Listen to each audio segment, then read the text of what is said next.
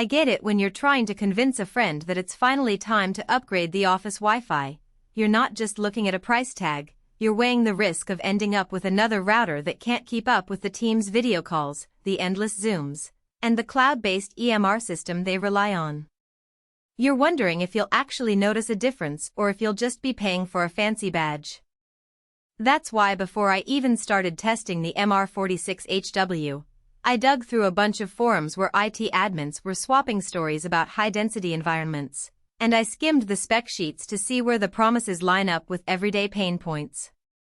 Link is in the description if you want to check the product details on Amazon. Let's break it down the way I'd explain it to a colleague who's about to sign off on a network refresh for a mid-size clinic.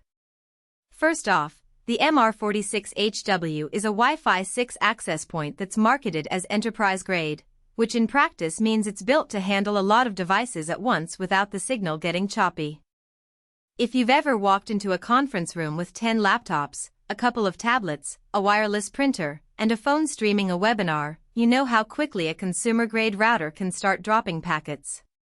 This unit claims to support that kind of density, and the way Meraki sets it up through their cloud dashboard makes the day-to-day management feel a lot less like firefighting and more like checking a spreadsheet. Who should actually consider buying this thing? Think of any environment where you have more than a handful of concurrent users per square foot.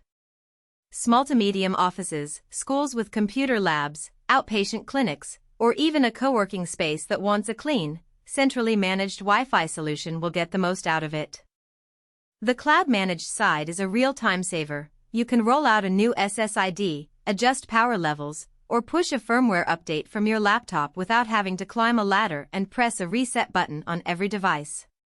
For a single-person home office, the MR46HW is probably overkill. You could get a decent Wi-Fi 6 router for a fraction of the price and still have enough bandwidth for a couple of video calls. Now, the practical strengths.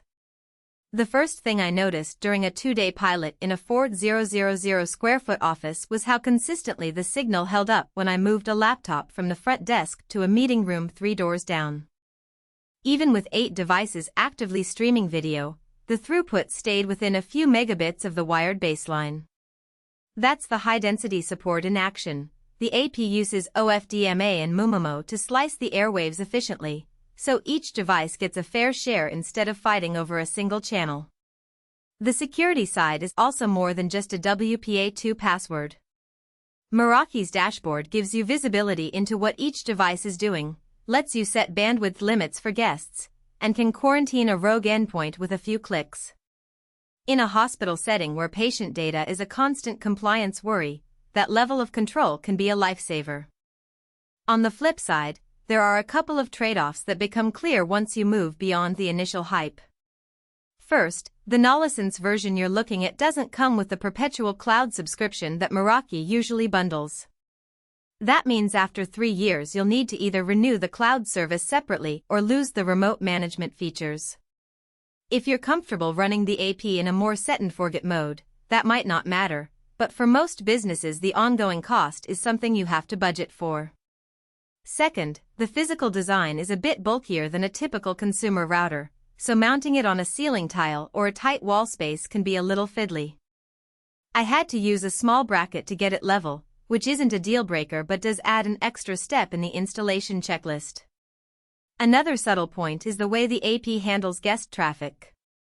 Meraki lets you create a captive portal, which is great for coffee shop-style Wi-Fi, but the portal is hosted in the cloud. If you have a very strict data residency policy, you'll need to verify that the cloud service aligns with your compliance requirements. In practice, I ran a test where I set up a separate guest network for visitors and the AP automatically kept the guest bandwidth capped at 5 megabits per second per device, which prevented a single person from hogging all the upstream capacity. That's a practical win for places that want to keep the main network pristine while still offering decent internet to patients or students. Let's talk about the day-to-day experience. After the initial setup, plug the AP into PO, point your browser to the Meraki dashboard, and you're asked to claim the device. Everything else is essentially drag and drop. Adding a new SSID is as simple as typing a name, selecting the security type, and hitting save. The dashboard also provides a live heat map, so you can see where coverage dips and adjust the antenna tilt accordingly. For a tech-savvy manager, that visual